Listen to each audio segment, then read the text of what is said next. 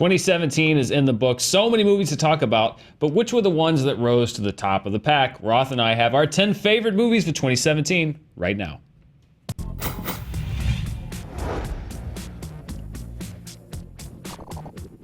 I'm Dan Murrell. I'm Roth Cornet, and I'm excited to talk about these movies, Dan. I am, and before we even start, there's something that we agreed on, and actually separately, but we both agreed with. We're calling it our 10 favorite movies of 2017, because we are in lockstep on this. I hate telling people these are the 10 best movies of the year. I'm in no position to tell anybody what the 10 best movies of the year are, because that's implying that I'm right and you're wrong. So we both decided these are the 10 movies that are our personal favorites of the year. Absolutely. I think it's one of those things about reviewing movies that I've always found challenging when you have to score them. It's a subjective experience. Yes. Certainly, some films are objectively superior to others, but once you get into the very best films of the year, it's really just about what speaks to your heart and your soul and your mind. And I have 20, I'm going to say these caveats, I had 20 or 30 that there's a few that rise to the very top as my couple of very favorites of the year, and then there's a bunch that I like equally for different reasons. So my list changed up until JTE said, "Stop it, woman, and commit." So there's a bunch of films that I also loved this year that will not be there. Some of them I left off because I knew Dan had it covered. Yeah. And some of them we'll just quickly rattle off when we finish. Like Your Name, which technically came out last year, I saw recently. It's a beautiful film. It didn't technically come out this year, but it's gorgeous. You get into I fall into the best worst trap before, and you are kind of saying well, I know better than you, and it's so subjective. So these were our 10 favorites. Before we get to our top 10, Roth, I think we both had some runners up that we wanted to mention. I had a few, and this is by no means a complete list, that were very close to making the list. Logan was a movie that was very close to making my list. A movie that I loved. It was if I was going to name a number 11, it would probably be Logan. Wonder Woman, another comic book movie that I loved this past year that I thought really did some fun new things. A Ghost Story, which I actually had to think about for a very long time, and almost was on my list. Really unique, probably the most divisive. I think a love it or hate it movie. Kind of a movie that would kind of turn me off sometimes. Just it does some things that usually I'm not a fan of. I really enjoyed it though. The Disaster Artist, a movie that I really liked, and The Florida Project, which would have been high up on my top 10, but I had some issues with the last part of the movie that just kept it out of my personal favorites of the year, but a really, really maybe one of the more unique movies that I saw this year, and one that I liked a lot. So I will echo all of that. Logan was very close to making it on my list because it's one of my favorite comic book movies of the last few years, and I hope that we sort of see comic book movies go more in that direction. Wonder Woman, absolutely loved it. I would add to that as well Your Name, which I just mentioned, and the only reason I put it off my list is because it didn't technically come out this year. But it's a gorgeous film, and if you can, please go see it. And I hope we can talk about it a little bit more in depth on another occasion. Ingrid Goes West is a film that I adored this year, and I left it off my list because I knew Dan had it covered, so I knew we'd be able to talk about it. Spoiler alert. Sorry. Disaster Artist is one that was very close to making it to the top of my list, and it's one of the films that I most enjoyed watching this year. The Beguiled is a Sofia Coppola movie that's very divisive as well. Not everybody loves that movie. I do. It feels very dreamlike, closest to The Virgin Suicides, which is my favorite film of hers. I would encourage everybody to check that one out if you can. David Lynch, The Art Life, is a documentary that 100 speaks to my soul because I love David Lynch, and this is just a little window into his mind. So if you like him like I do, please do check that out. Personal Shopper is a movie starring Kristen Stewart, which was one that's really interesting. And it's not my favorite of the year, but I think it's well worth a watch. Thelma, which we talked about previously, is a Polish film. Step is a documentary about some girls who are on a step team in a high school. That's one that's available on Hulu right now, and I really can't encourage you enough to go watch this film. It is moving. It is heartwarming. Detroit is a film that kind of really got lost earlier this year, but I do think it was a really good film. Mudbound is available on Netflix. And I would highly recommend that you go see that movie as well. And now, our top our top 10 favorite movies. After I just named 10 movies. I was about to say we already went. I feel like we already went through a top 10. Well, I'll do it. Let's start with number 10, and the number 10 movie on my list was Phantom Thread. The last movie I saw in the theater in 2017 for Paul Thomas Anderson, and I'm not an instant fan of P.T. Anderson. I really kind of run the gamut. There Will Be Blood is maybe my favorite movie of the 21st century. I love that movie, but there are others of his that I've seen, like, The Master was one that I was like, okay, that's intriguing, but I don't really know how I connect to it. So I wasn't really sure going into this movie how I would relate, and I ended up really, really, really liking it. And I think part of what it is it kind of sets you up to expect one thing and subverts those expectations. And it really is not what you think it's going to be, this kind of picture of obsession with Daniel Day-Lewis, and he's making dresses, and he's this courtier, like he's very obsessive and kind of uses women, and you think it's setting it up for this kind of cycle of madness. And what they really do, and Vicky Krieps, who plays Alma, his new kind of love in this movie, what they really do is focus much more than I expected on her. And where they take this story and the idea that, people connect on so many different levels, and sometimes you need to find this person who finds this thing in you that nobody else could. I really enjoyed this movie, partly because it subverted my expectations, and partly just because it looks beautiful. It's incredibly well acted. It's a P.T. Anderson movie that I think he kind of juggles a lot of different themes that he deals with often, and it was one that I really enjoyed. So Phantom Thread snuck in there just under the wire, number 10 on my list. At the last minute. This is something that P.T. Anderson and Daniel Day-Lewis would both probably hate, but a friend of mine described this movie as The Devil Wears Prada if P.T. Anderson and Daniel Day-Lewis were doing it, which... I can't disagree with that sentiment more, but okay. I watched it, and I don't 100% agree, but I do sort of see where she is coming from. Beautifully crafted film, and one that I appreciate greatly.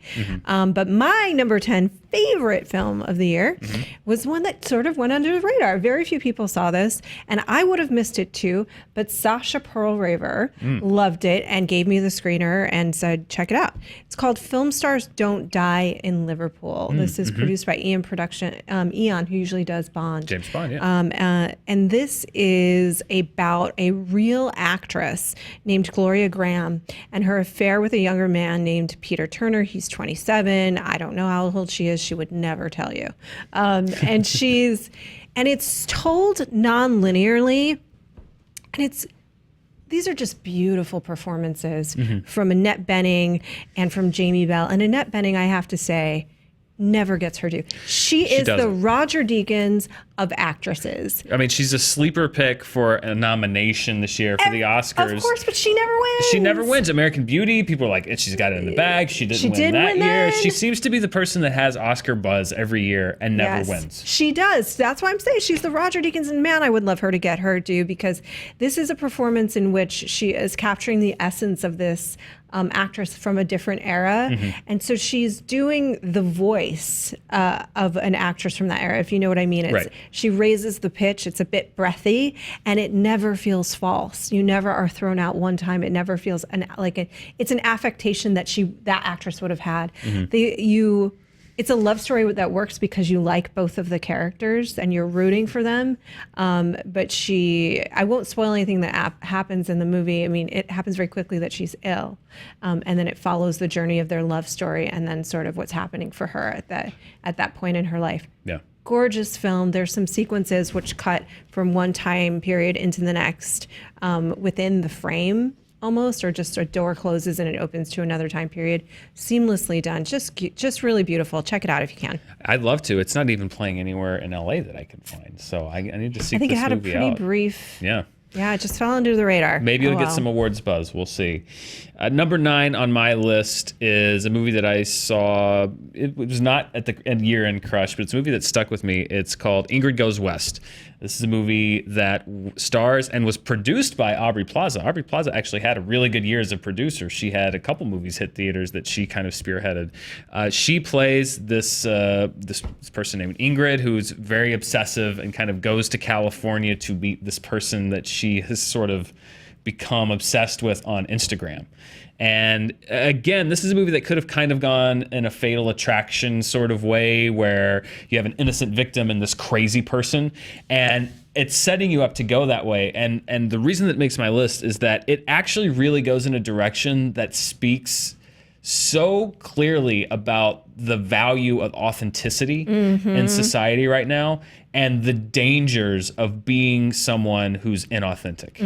And when you treat people's affections casually, and treat people as users, as you know, just these things that are in your life that you use, and then when you don't need them anymore, combined with Aubrey Plaza, and this is a fantastic performance from her. It's not going to be one that gets any awards attention, and that's a real shame, because I think she's great in this movie. Elizabeth Olsen is in this movie as the person that she kind of is fixated on. She's great. O'Shea Jackson is in this movie. He's hilarious. Wyatt Russell's in this movie. I cannot recommend this. It feels very current, but not in a Black Mirror kind of way, where it's trying to teach you a lesson. There is an added layer, and I said this when I reviewed the movie, that it takes place in LA and just skewers LA culture, but in such a perfect way. And I really think it's one of the most current films that I saw this year, in the sense that it really gets at the heart of how, by being in connection with people are becoming dehumanized. Yeah, absolutely. But also, really, it sounds like a bummer, but it's also incredibly funny. I watched it again a second time a couple days ago, and actually even found more. I have theories now about it. I cannot recommend this movie enough. Ingrid Goes West. It's a small movie. It's probably going to go under the radar. This is the kind of movie that I hope hits Netflix or something, where people can really discover it, because I think this is something that over time may kind of gain a cult following. One of my favorites this year. I love that movie too, and this is one of my favorite movies of the year. And the only reason I took it off my list is because I had to kill some of my darlings, and I knew you had it. Fair enough. This movie is social. It captures social media better than almost anything. Black Mirror does it beautifully, but it's sort of got that surreal, slightly kind of dystopian feel, that takes you a step away. This actually leans you into what it is, and the fact that all of our lives are a series of highlight reels now, right? And we're falling into this culture of you present the best version of yourself, and or the happiest or most successful version of yourself. But you're right, I think it does invade our personal relationships, particularly in Los Angeles. It's very specific to Los Angeles. But not in an exclusionary way. Not in an exclusionary way, and it's also Aubrey Plaza's character I love it when a film can make you empathize with a character who is doing despicable things, and allows you into their mind space, where you go, I get where this is coming from and where she's coming from. Who the hero and who the villain of the story is switches a few times during this movie, and it goes a lot of places that you're not anticipating it to go. And it's a rare comedy in that it's beautifully shot. It is, and it looks great. It looks fantastic. Great. Yeah. It looks great. Highly recommend that film, absolutely, as well. And if you do live in Los Angeles, you will recognize every single character in it. You know everyone in this movie. Okay. Good Time. Good Time is one I know we both really loved as well. And I actually was pretty late to the party on this. I only saw it in the last couple of weeks. It's interesting to note that two of the better performances this year were from the stars of Twilight. Yes. This is Robert Pattinson, and he is an animal in this role. He is fully embracing who this character is, and this is a character who is energized by desperation, and it really comes through in every single moment of the film. First of all, the way that it's shot and the way that it's directed by the Safdie brothers, who also one of them plays Benny Safdie, plays his brother in the movie. Yeah, in the movie.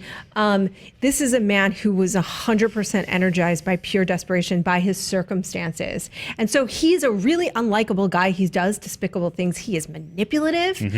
He is brutal. He is, talk about careless with other human beings. There's only one person he cares about at all, and that's his brother.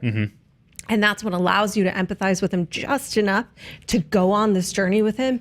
And he is the unluckiest person on the planet. He is the architect of his own destruction, but he's also having the worst day you could ever possibly have. Nothing goes right for him. Yeah. He's trying to pull off several different criminal acts, and he fails and he fails and he fails at each turn, which is actually a pretty unusual thing for a film like this, to not have the heist work again and again and again. And it's one of those films that, again, it puts you in the perspective of somebody you don't want to necessarily be in the life of because it's uncomfortable. But I empathized with him. He's a horrible person, but I empathized with him because I understood that his circumstances drove him there and that his love for his brother drove him there. It's a gorgeous, rough, brutal, relentless performance, and it deserves the accolades that it's getting. Yeah, it's number 9 is a good place for it to be on your list because this is number 8 on my list. Good time, and this is a movie I think I saw it the same day as I saw Ingrid Goes West, which was a great 1-2 punch because they both came out on limited release the same weekend. Robert Pattinson is really, I feel like he and Kristen Stewart both kind of took the brunt of a lot of stuff with the whole Twilight thing, and it's not fair. It wasn't fair to either one of them, and I know Honest Trailer certainly had its role in that, because that's just kind of what happens when you're in a phenomenon like that, particularly one that's maybe not the best produced kind of thing. But it seems like they took a few years. He is so good in this movie, and watching this movie, it's like the credits roll and you get shot out of a gun and you are just flying along from the beginning of this movie to the end. And it is just, it's kind of, the setup in it is one that's been used in comedies so many times, which is a series of escalating bad decisions. Like, that's a comedic setup. That's Curb Your Enthusiasm. This kind of takes that to the idea of a criminal enterprise of like, what if there's this guy who has good intentions and he's trying to pull something off? And every decision he makes, he could pull the ripcord and get out probably scot-free, or at least without too much damage. And what if instead of taking that decision, he makes the worst possible choice at every turn, and you're just kind of propelled by this thing and just gets worse and worse, and he just kind of tightens the noose as he goes. And I mean, it is the kind of thing that you finish it and you feel like you've been on a marathon. Like, you feel like you've been running a treadmill for an hour and a half because you're just following this guy. This is another movie that really flew under the radar, performances that really flew under the radar, that I hope is going to find its audience, because one of the better kind of crime dramas that I've seen in a really long time, and a great performance from Robert Pattinson. So I hope people check it out as it starts. It's on Blu-ray, it's on home video. You can watch home video. It's such an old phrase. Yeah. You can find it now if you want to. Can't recommend it enough. Number 8. It's on Amazon. I think that's where I saw it, and a number of other places. I'm not here to promote Amazon specifically necessarily, but I will. The only other thing, and that's interesting that you see it that way. The last thing I'll say about it is I didn't really see him as making bad decisions. I really saw him as having bad luck, because a lot of the decisions he made were decisions that were forced upon him. And what was crazy about Pattinson's performances is that he's this guy that, say he's in a scenario with you and I need to switch my tactic to get you to do what I want. Yeah. He can switch his tactic like that in a second. He can manipulate your mind to make you think that what he wants is what you want to do. It's really, really interesting to watch. So my next, number 8, is The Big Sick. Very different movie. Yes. A delight. A delightful movie. Based on the real experiences of Kumail Nanjiani, who is a wonderful comedian. And it's about his relationship with his now wife, who very on in their relationship fell ill. And it was how he was or was not going to step up, because that's a big commitment point in a relationship. If someone's ill, even if you've been with them for a long time, people might not step up to that. But he does. And that sounds like it would be a bit of a bummer of a film, but if you've seen it, you know that it's not. It is a movie that is a true dramedy in the sense that there are moments of great levity. It's really funny. These are charming characters, and this is a challenged relationship in a number of levels. Yeah. Each performance is better than the next, and the support players in this film, including Holly Hunter and Ray Romano, gives perhaps my favorite performance from Ray Romano ever in this film. Yeah. And Holly Hunter and Ray Romano are his girlfriend Emily's parents in the film, and they are imperfect and entirely relatable people, very, very funny. I love it. I can't recommend it enough. I love it too because it's number 7 on my list. It's This good is time. working We're out. simpatico. This is perfect. I swear we didn't plan this. The best romantic comedy I've seen in a long time. Like just pure, great fun. There is some drama, but if you look at the great romantic comedies, there's drama in that too. Sure. I feel like people took comedy and have skewed it so far one way that they've forgotten that you can make a great movie that's a romantic comedy. And this is one that just came out in the summer and it has stuck with me. And comedy doesn't get its due. No. When people are talking about a lot of times the best movies of the year, luckily this is a movie that is getting Oscar buzz. It got a Producers Guild nomination. The script is getting a lot of buzz, and I'm glad because it's the kind of movie that often gets overlooked. And I think that there's such heart in this movie. And Michael Showalter, I want to say, who directed this movie, he directed Hello, My Name is Doris, which was on my top 10 list also previously. He has this gift for taking a small budget and finding these scripts with such human stories and telling them so sweetly. And if you know The State and Stella and Wet Hot American Summer, and you see what Michael Showalter's done before, and then you see him directing these movies, it's such a weird transition. But he's sneakily becoming one of, I think, a really great just director in that he can find these great human stories and tell them so endearingly.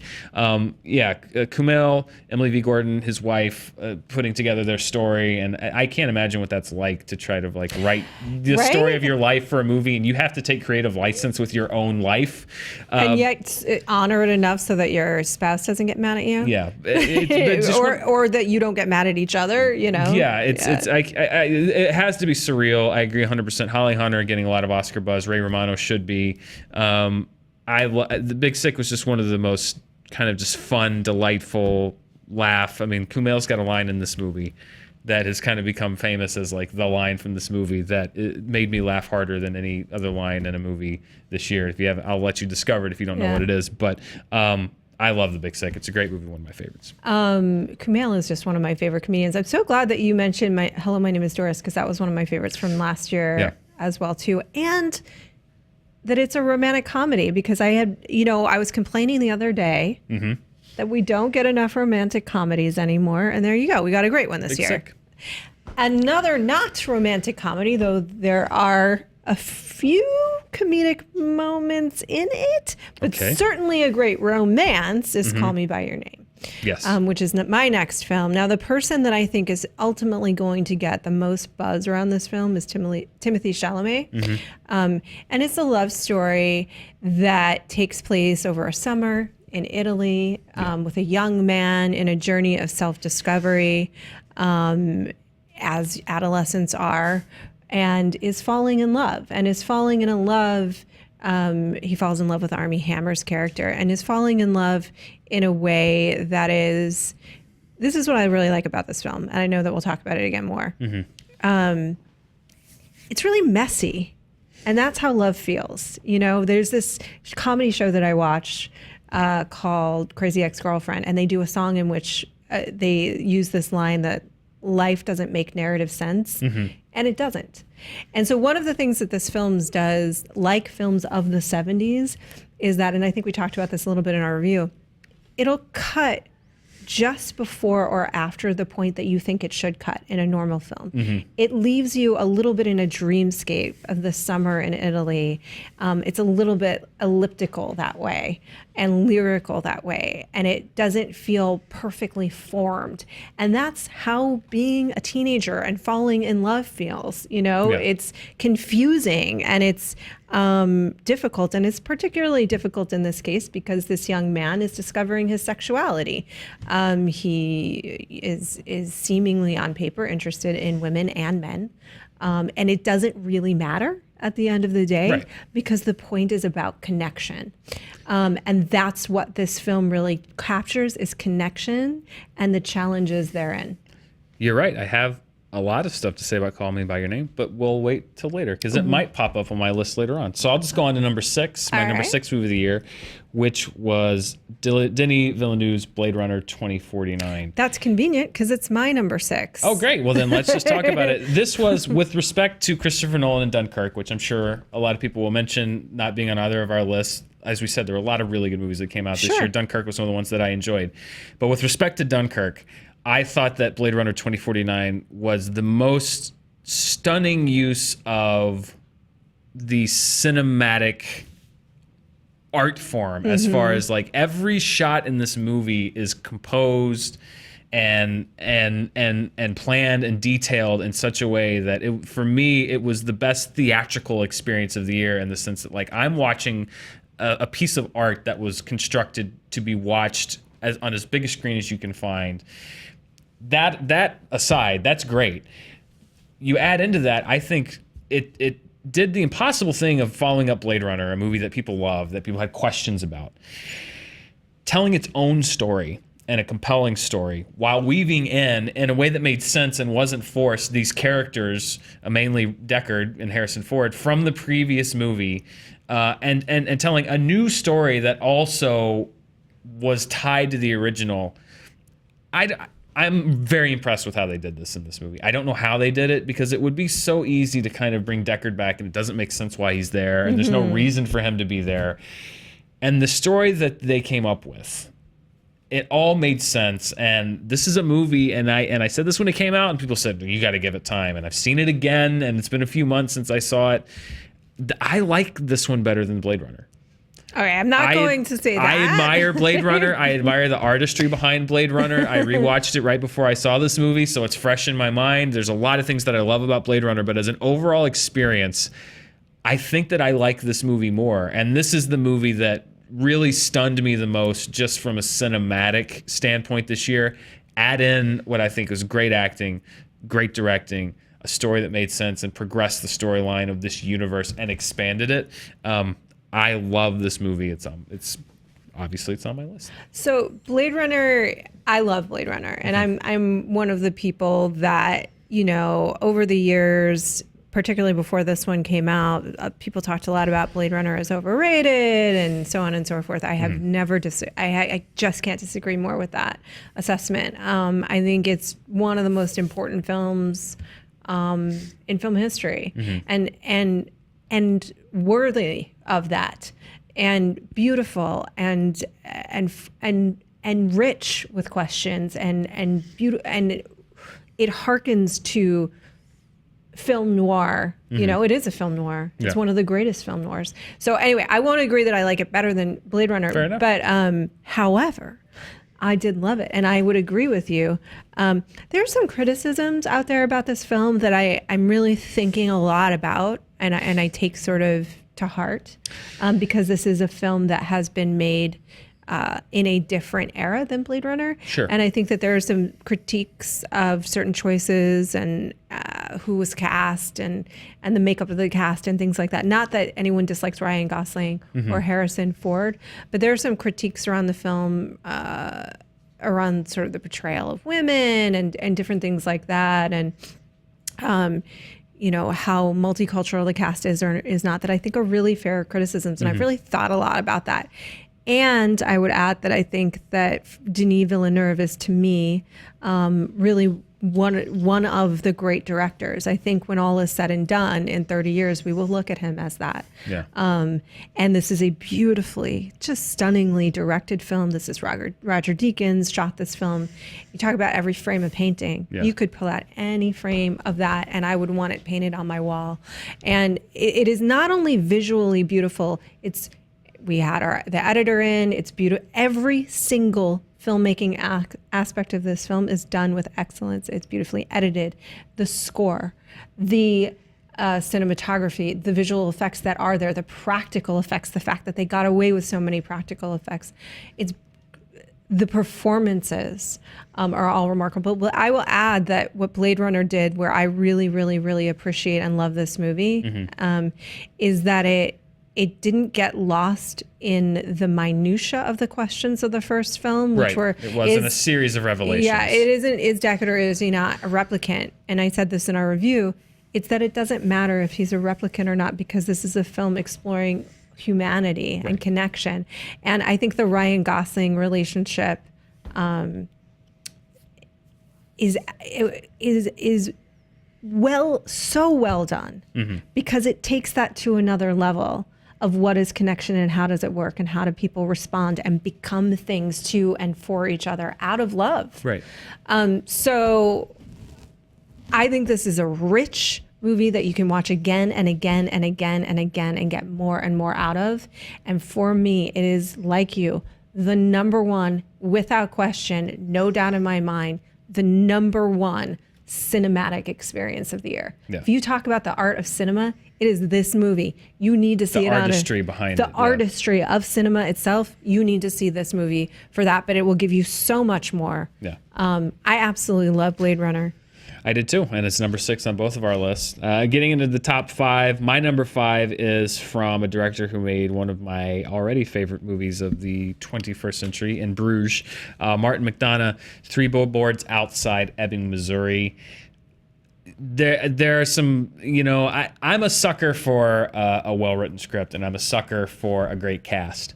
And this movie has both of them. It's not a perfect movie. I know a lot of people have had issues with the ending. I understand that. I'm not quite as jumping off the train on that. But I think the story that this movie tells and the cast that Martin McDonagh assembled to tell it is, pound for pound, I'll put this up against the cast of any movie this year. Frances McDormand is like a hurricane. She just blows everything and everyone off the screen in this movie, but she's also capable of these subtle things, these turns. There's a scene between her and Woody Harrelson, who's kind of the chief of police. She's angry at him for not finding her daughter's killer, and they're having this kind of hard scrabble confrontation between each other, and something happens, and she turns. And she goes from this angry person who is on a vendetta to this like compassionate, warm, caring person, and just the humanity behind that. And you see how much she, it's show don't tell. And that tells you more about her character in that moment than 5-10 pages of dialogue or a flashback could. Sam Rockwell, again, I'm glad he's getting the buzz. He's a guy that's been unsung for a long time as one of these guys, but he's great in every movie he's in, but he never gets the credit. I love that he's getting the credit for this movie. You even go deep into Caleb Landry Jones, who is in so many movies this year, and Peter Dinklage. They all play kind of smaller parts, but important in kind of weaving. It's this kind of like old town, like weaving this quilt of like, what is this town and who are the people in it and how do they bounce off each other and what's the history behind each other. I think it's a very rich portrait of these characters, of these people, and one of the funniest. It's a script that can be hilarious, it can be devastating, it can have action, it can have suspense. It took me on a ride. I loved the ride, I loved the script, I love the performances, and I love this movie. It's number 5 for me. I love that movie as well. The performances, Frances McDormand has got to be pretty high up in the running this year, but yeah, every performance is great.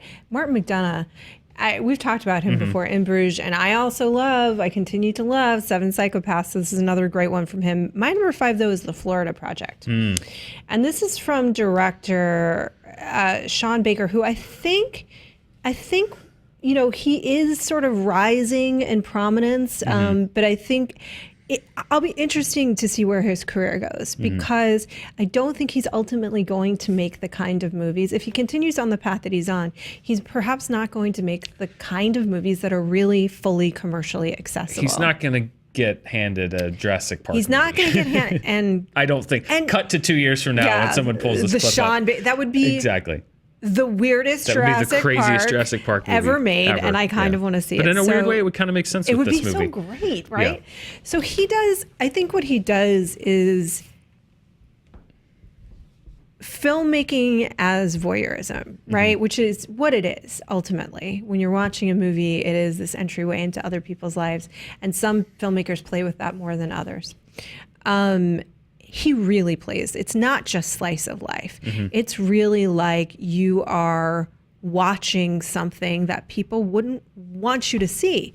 It is a part of humanity that these are people that we probably don't think about a lot. People that live in a hotel. Yeah. We haven't had that experience, most of us. And yet, he completely allows you to step into their world without judgment. It's not like you're sitting there going like, yeah, you're great, I get it. You're a lot of the time as I'm watching this film, I'm wanting to take that little girl out of this situation and put her into a better environment to grow up in. But I still feel for her mother. And it's a movie about, just to be clear, it's a movie about a woman who does live in a hotel with her daughter, and a few families live in this hotel. And it's you see kind of their environment. It's never specifically addressed. But it's never addressed. You're near Orlando, and you see these kind of the accoutrements that they don't have access to. Yes, like the theme parks are there, but they even though the theme park is right next door, they are forbidden, right? It's about the fact that wealth and stability and good times and the luxury and the joy of life is right there. You can see it, you can touch it, but you have no access to it. You're forbidden. You are not a part of that experience. You are outside. You are other in that sense.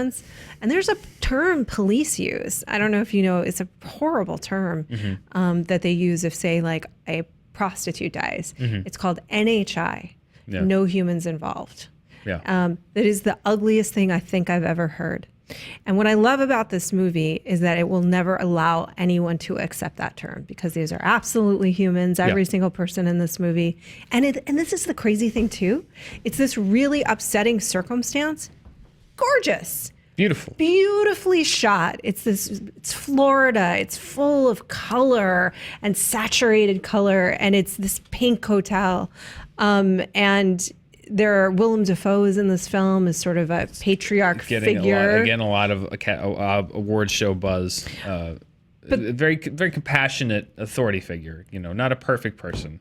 But the little girl, Brooklyn Pierce, is also quite the standout in this film. You can't believe that this little girl was able to do this performance.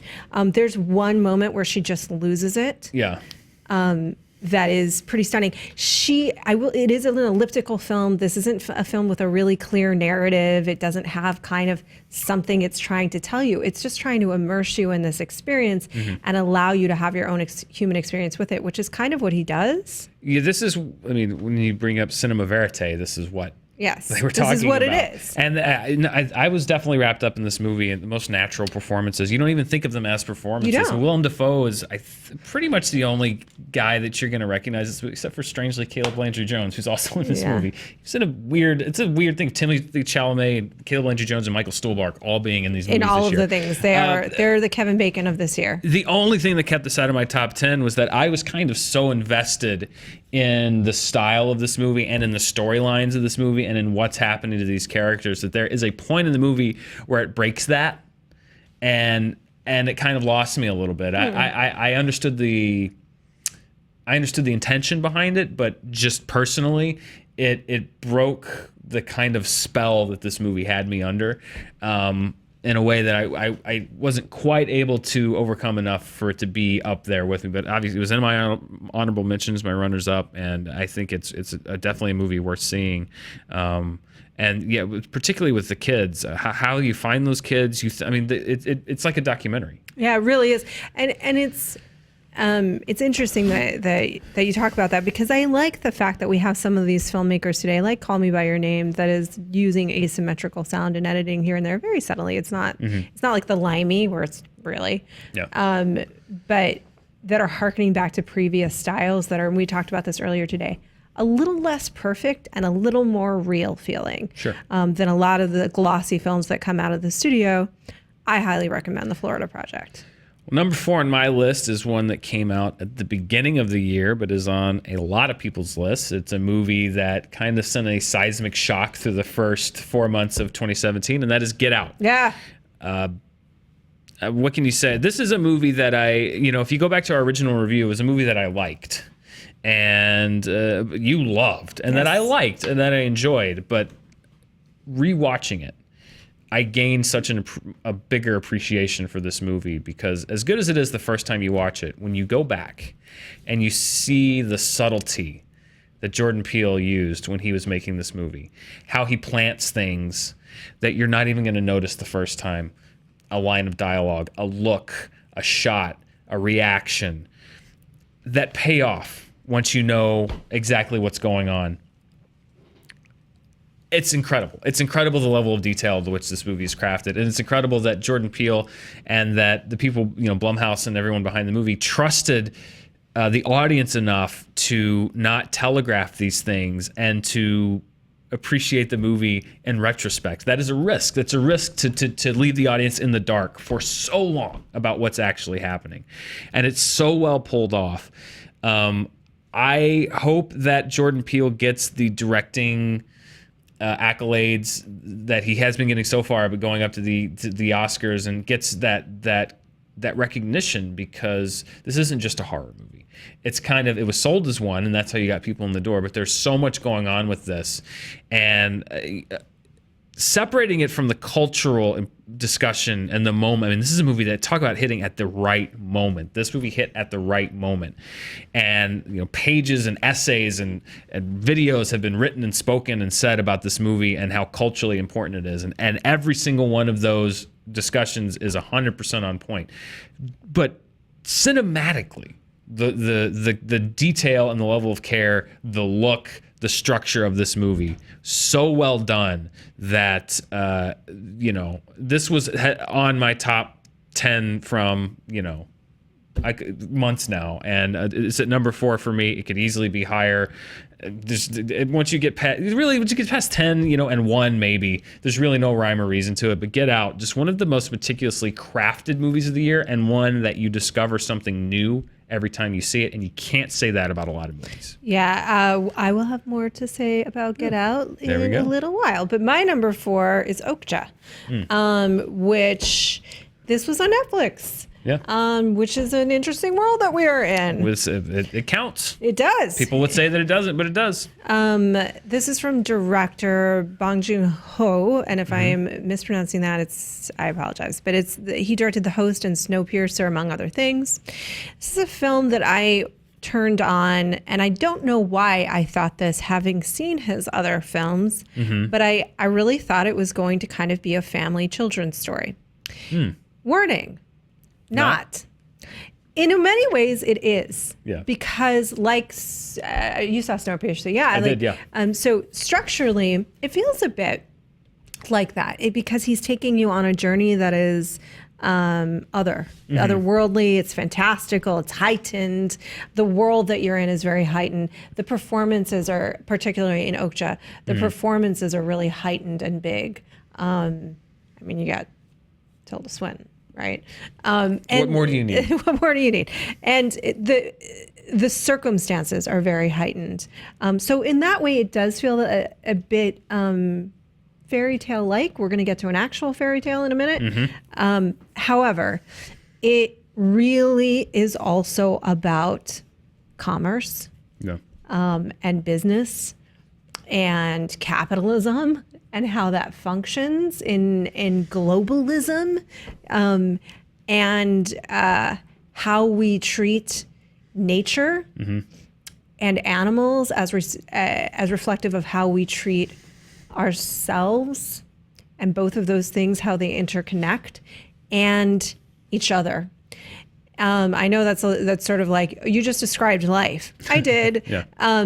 And that's what's kind of great about Okja, because on paper, it's the story about a girl and her pig. Mm-hmm. And it is the story about a girl and her pig. And man, this girl is incredible too, by the way. What a little heroine. That's the other thing. She's such a hero. This is such a hero story. And she is stretched so far beyond her small, beautiful existence. And the pig, I have to say, I'm a huge animal person. And it's very difficult for me to watch animal cruelty on film. Had I known what I was in for when I watched this film, I really actually might not have watched it, because they don't back away from that at all. They make you fall in love with this creature, and it's not easy to watch this film. So I wouldn't recommend it for a kid at all, particularly one that's sensitive to things like that. But because she's taken from this isolated environment that's so beautiful and into the corporate mechanized structure of a big city, it kind of has something to say about that too. Mm-hmm. And how we live in a world in which we don't touch our communities enough. We don't touch each other enough. And in these small little environments, you can maybe, it's a little idealistic in that sense, have a better life that is maybe not realistic anymore, but it gives you an idea of the mistakes that we're making and framed within this really beautiful hero's journey of this little girl. They're big characters too. They're very large and comical. Jake Gyllenhaal has a notable performance in this film that a lot of people are talking about. Jake Gyllenhaal, yeah. I'm not sure if I love it or not, but I also don't think it takes a single thing away from the film. So if you haven't seen Okja, I highly recommend that you do. It's available on Netflix, and but not for kids. Not for kids. Don't put the kids. Put them on whatever. What do kids watch? I don't know. But especially not for a sensitive kid. No. Or sensitive adults like myself. Number 3 on my list is Greta Gerwig's Lady Bird. Mm-hmm. Delightful was the adjective that came to my head when I saw this movie. It was just like, what a delightful movie. This is a movie that deals with a serious subject matter in the sense of adolescence, growing up, self-identity, finding yourself. Who am I? Where do I fit into this world? But does it in such a human. This is such a human way. It's such a human. You can tell the heart and the soul behind this movie. Timothy Chalamet there. There he is again. There's so much heart in this movie, and I mean, you can't manufacture that. When you do, you get treacle. It's overly sentimental, and when you feel a filmmaker's passion for her characters, for her actors, for her story come through, that's very rare. And Lady Bird is a movie that every character in this movie is lived in, is well-rounded. You know exactly who they are. They don't need to tell you.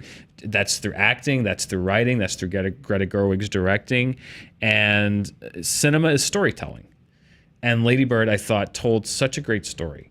You track this character from beginning to end, from point A to point B. It doesn't hit a false note for me. Not one of the performances ever came off as, I'm grabbing for an award. I didn't even see these as performances. I was following these people. I was watching Lady Bird. I was watching her mother, Laurie Metcalf. I mean, if she doesn't win the Oscar, then something's wrong. Everyone's crazy. Everyone's crazy, I think, because her performance in this movie is so good. Just one of the few movies at their best are transportational, and they can put you into someone else's life. They're basically, some movies are putting a stranger's life on the screen in front of you, and if they do it well enough, you're living their life through their eyes. And that's what Lady Bird did to me. It painted the world so clearly that I was living this life and seeing the world the way that this character Lady Bird saw it. And again, a lot of movies try to do this. It's rare that a lot of movies succeed in it, and Lady Bird was one of them that did. Yes, Lady Bird is going to come up for me again very soon. Oh, there we go. But first, my number 3 is The Shape of Water. Guillermo del Toro's The Shape of Water is My favorite movie from him of all time is Pan's Labyrinth. Yeah. And The Shape of Water came as close as any of his English language films have come to the magic that is in Pan's Labyrinth. Yeah. It is unabashedly a fairy tale. It is one of those movies. It is another film that I will say you absolutely need to see in theaters because the filmmaking, the cinematic, we talked a little bit about this in our review. The way that he uses color in this film allows you as the audience to always, because it's always a little bit murky, a little touch of green, little blue. He's really using those colors. And so you always kind of feel like you're underwater. There's a couple of moments that you don't, but it's very frequently as if you're in the water the entire time. It is a brilliant use of practical effects in terms of the creature. And because Doug Jones is there and because he's present, I just got a book actually about The Shape of Water that you can see from the set how present he was and how much they were really just using the lighting. There's CG in it, don't get me wrong. But because he's present, you really are able to connect to that character organically. You're able to connect to the love story. It's about those, and we talked about this a little bit in our review, Sally Hawkins, who again should be getting a lot of attention for her performance and is voiceless in the movie. And it's about the people and things in our world that are voiceless, that are rendered voiceless. And how they can or cannot break through that to have a voice. It's a film that's made by a lover of monsters, and monster stories are about the like in monster stories, like in Frankenstein isn't the monster, the village is the monster, right? Like the Frankenstein's creator is the monster. The people that are responding to him are the monster. Frankenstein's just exists. He's just there. He's what he is. And as Morrissey would say, he's not quite human, but he does need love. And that's what the story is about the people that, for whatever reason, society deems as outside of those barriers, and the love that they need and the character that they have and the richness that is there. And that's what a monster story is about, but it's also about a monster and a love story. And it is also about film. This is a man who loves movies and is utilizing his own love for film through the characters, through the monster goes in, there's a theater next to where they live, but also just what's playing on the television. And there's a sequence in the middle of it that some people don't love. How you could not love that. How you could not love that sequence. That was maybe my favorite movie moment of the year. There's two moments. If you see the movie, or when you see the movie, you know what it is. There's a sequence in this movie that when I hear people say they don't like it, it boggles my mind, because that was maybe my favorite movie moment of 2017. It is so earned. Yeah. It is so 100% earned. It so captures what that moment is. It's about this person finally being able to express. Yes. And boy, do they express. Yes. It's a metaphor, but it's also a celebration of classic movies. My two favorite movie moments of the year are that sequence and Lady Bird, and it's in the trailer, so I can say it. Jumping out of the car. Two favorite moments of the year. Well, I love this movie. The Shape of Water is number 2 on my list. Yay. So I'm glad we're talking about it. And you talked about the filmmaking, and we've talked about it. There are a lot of directors working today. A lot. There are very few filmmakers. In my head, there's a distinction between a director and a film maker. If you Not will. even just an auteur, but like some people who are making movies to be seen in the dark on a big screen. Christopher Nolan is one of them. Guillermo del Toro with The Shape of Water is one of them. P.T. Anderson is one of them. Denis Villeneuve is one of them. I think Catherine Bigelow is one of them. There are people out there that aren't just making movies; they're making experiences, and they know how to just the craft of it. Like to know this craft, and Guillermo del Toro knows the craft of filmmaking, set design, lighting, character, the way he just shoots, and the character, the portrayals, how to tweak someone's performance so that Michael Shannon is this great villain, but not so over the top that you just dehumanize him in your mind, and he's just this caricature. He knows how to make a film a movie that you buy a ticket and eat in the dark with the popcorn because he loves it. That's what he wants you to do. And there's so few people out there that are actually doing that. And I do value those directors that say, I don't want to lose the craft of cinema and the magic of it. And that's what's being lost, I think, in a lot of it. And a lot of it's just because of home theater and Netflix. I have nothing against the original movies on Netflix, but it is a different experience. And there are some moviegoers out there that are hanging on to the magic of movie making. And Guillermo del Toro is one of them. And I think this is a magical movie. Oh, it's 100% a magical movie. And we were talking just earlier today about one of those filmmakers, maybe even has family members who watch things on their phone. On their phones. Yeah, like the irony. The irony. Shape of Water. I love this movie. It made a strong run at number 1 for me, but it's number 2 on my list. And again, this is go see it. I'm sure once nominations come out, if it does well, it's going to re-expand because it made an okay amount of money. But it's the kind of thing that hopefully, if it gets Oscar buzz, they'll put it back out. And don't watch it at home. No. Don't watch a screener. Go see it. It is a magical movie. That's how Guillermo del Toro wants you to see it. That's why he made it the way that it's made, and it enchanted me. It's going to be too weird for some people. I get it. It was not too weird for me. I loved this movie. So that's so interesting. Okay, I just want to give a quick shout out to Richard Jenkins, who plays Sally Hawkins' neighbor, Sure. and we were talking about support players of the year, and he's one of them for me. I loved his character. Yeah. I don't get that. I guess I don't understand why it would be too weird, because to me it's just like a monster movie that's a fairy tale. I mean, it's incredibly weird, but right, some people know. won't take the journey. I took the journey. It had me. It hooked me. Hook, line, and sinker. It's going, if you live in Los Angeles, it's going to play in a double feature at the Egyptian with The Creature from the Black Lagoon in 3D. Oh, great. Might be sold out though, so maybe I'm teasing a thing that you can't do. Or most of you aren't in Los Angeles. Number 2 on my list is Lady Bird, which we talked about a little bit already. But I want to say just a couple more things about Lady Bird for me, which is this. Yes, Laurie Metcalf win all of the things because that performance was incredible. But so Saoirse Ronan, I really want to highlight as well, because Lady Bird, and I think Greta Gerwig, I think she's not quite getting enough. She's getting credit as a director, but this is a film that's really walking a line. If she wasn't as totally clear about what she wanted from this movie and completely specific with everyone that she was working with, it could fall off. And because there are aspects of it that are autobiographical, I think become self-indulgent. Sure. And it 100%. never does.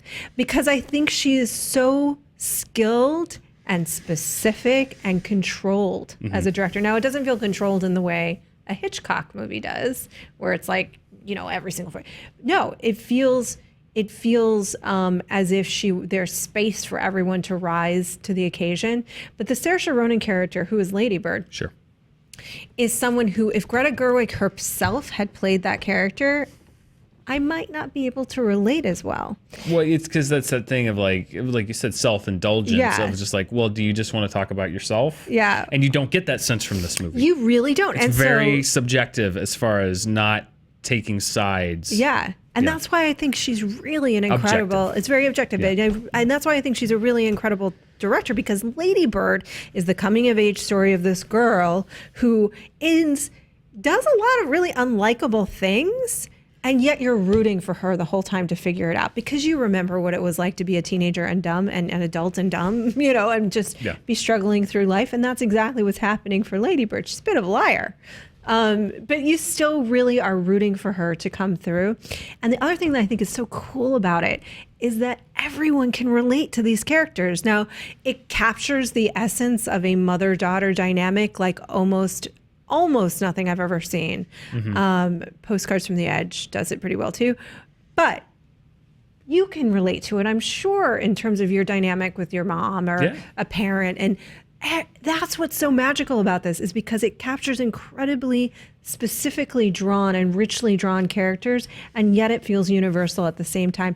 That's so rare. Yeah. That speaks to the level of skill in this filmmaking. And it is surprising. You never really know what they're going to do. It opens with Lady Bird jumping out of the car. Not only do I love it because I think it's hilarious and it's one of those things people have thought about doing, but who really does it? Sure. But you believe... I don't know if I thought about doing it, but continue. Oh, I've been in those cars where I'm like, get me out of here. Fair enough. But you never disbelieve that this character would have done it. Right. Like Lady Bird totally would do that. And it sets you up for the rest of the movie where things, it's like a slice of life, unlike the Florida Project, which is really just like... you're here, you're there. It's a slice of life that is, it is constructed so that by the end of the movie, she comes home again, but inside of herself. Like when you're leaving home and you go to another place, you're able to appreciate where you're from. Yeah. It's that moment where she comes home to love and appreciate all of those things that she was so mad at. Very Wizard of Oz-esque. Wizard of Oz. Yeah. There's no place like home. Yeah. Beautiful movie. I love this movie. And really funny. Very funny. We are at number 1 on both of our lists. Oh, dear. My number 1 movie is one that you mentioned, is a little lower on your list, but one that I loved. And there's very few movies I think you would call beautiful. There were a few that came out this year. Call Me by Your Name is number 1 on my list, and that is the most human. I think people go to movies for different reasons. The thing that always captures me with a movie is if you're gonna give me a story that is authentic and human and brings a perspective to this. I mean, you're watching false reality. That's what movies are. They're artifice. You pan out, nothing's real. The sets probably aren't real. If they are, they're filled with lights and technicians and stuff. So to be able to take those tools and make something that feels so authentic is something that I admire. And this was the best combination of cinematography, acting, writing, directing. Every aspect of this movie was so picture spot on for me, picture perfect. And Timothée Chalamet, again, gets all the credit. This movie ends with this just kind of... Talk about a director, Luca Guadagnino, talk about trusting an actor to put a coda on the end of your movie. He puts the ultimate trust into Timothée Chalamet to bring this movie home, and he nails it. But there's also a scene in this movie that is just... I've thought about this scene more than anything that I saw, and not just this year, in movies a long time. Just there's a scene that is between Timothée Chalamet and his father that is so beautifully written and profound and human and true and raw that it's hard for me to even believe that it is actors on a set. It is a movie that it gets headlines for its subject matter. That's like, well, it's a gay love story. It's not. It's a human story. It's a story about people who are struggling with themselves, and particularly it is a coming of age story in a very different but similar way than Lady Bird is also a coming of age story about just like, who am I? And Timothée Chalamet portrays that, the depths of that, the highs of it, the joy that you can find in it, the anguish, the terror, and not knowing like, who am I? What am I? There's so much more to it than just like, oh, it's a gay love story. That it is just, you get 2 or 3 or 4 of these movies a year where it just transcends being a great piece of art to just being a really affecting, moving, just thing that exists in this world. And that's where I landed on Call Me by Your Name. I just think it was so authentic. And to make that kind of authenticity out of just false shreds of just unreality, false people being paid to say words that are written on a page. It's what movies should do. And of so many movies that did that well this year, Call Me by Your Name for me did it the best. And I love this movie. It's number 1 on my list. I can't recommend it enough. Don't get caught up in the subject matter, because it is about so much more than the subject matter if you allow it to be. And I think people get caught up in it in the same way that they got caught up when Brokeback Mountain came out, and they just it got labeled the gay cowboy movie, and so many people weren't able to see past that to just the human story that it was telling, that it was a story about these two people. It's the same with Call Me by Your Name. A great movie, and I think a lot of depth to it. And I thought it was brilliant. I loved it. Number one on my list. Yeah, I think it's a beautiful movie too. But I think the point of that is creating human stories that are love stories or whatever they are, coming of age stories that are human and relatable in many forms. There's the moment that you're talking about, the scene that you're talking about with his father. Can we say who the MVP of the year is? A support actor? Stuhlbarg. Michael Stuhlbarg. Shape of Water, The Post, Call Me by Your Name, Can we give Fargo. an MVP award for just support player of the year? Can we create that? We might be. Oh. We do create awards here at ScreenJunkies. We might be creating something like that. I think you should create that for him. I think we should too. That's a scene that I think a lot of people loved and stays with them. But this is what I wanted to say about what you talked about, the final shot at the end. Timothée Chalamet deserves all the credit in the world just for that shot, because it's just a single on his face. And here's what I'll say. It's supposed to take place in the winter. Yeah. There is a fly on his face. And it keeps coming on and off of his face. And it's a really interesting thing where I sat there and went, it's clearly not the winter. They were shooting in the summer over a summer. They were really like shooting over a summer, and then they would go and have dinners together at the director's house. Armie Hammer has talked about this. By the way, Armie Hammer deserves some credit too. Yeah. But it's one of those things where a fly wouldn't be on his face in the dead of winter, right? And because the performance is so strong, you don't care. See, I didn't even notice the fly. You just don't care, because it's one of those things where he is hitting the emotional notes so he's telling the story of the movie on his face with such precision, and with such accuracy that everything else falls away. Yeah. So my number one, it's great. My number one of the year is Get Out. Get Out. There we go. When I saw Get Out earlier this year, I said I fell in love with the movie, as you said. I mean, I absolutely loved it from the very first viewing. And I said that I will be surprised if that does not end up being my favorite movie of the year. I was open to it, but it is. And I think it's for so many reasons. One, if you think about it, Get Out is not only of its time, it's really prescient, because you think about when Jordan Peele was writing it, and when he was in production, and then ultimately when it came out. It's like a very prescient film in a lot of ways, in terms of, I think a lot of the film is utilizing, by the way, brilliantly and skillfully utilizing the tools of horror and that genre, and playing with those tropes and turning them on their head with such skill, so it doesn't feel gamey. You could do that to the point where it doesn't feel like a trick. It doesn't feel like a trick. It doesn't feel like someone showing off, like, oh, I get horror because I can play with it in this way. Yeah. And I'm subverting this thing just to subvert it. Everything is in service of the story and the character and the themes, which are so rich. And what I wanted to say about Jordan Peele as a director and his ability to do that is that it's about subtle horrors. Even though what's happening isn't subtle at all, it's terrifying. Subtle horrors that live within us culturally and as individuals. Institutional horrors that exist coming to the surface. And that's incredibly prescient.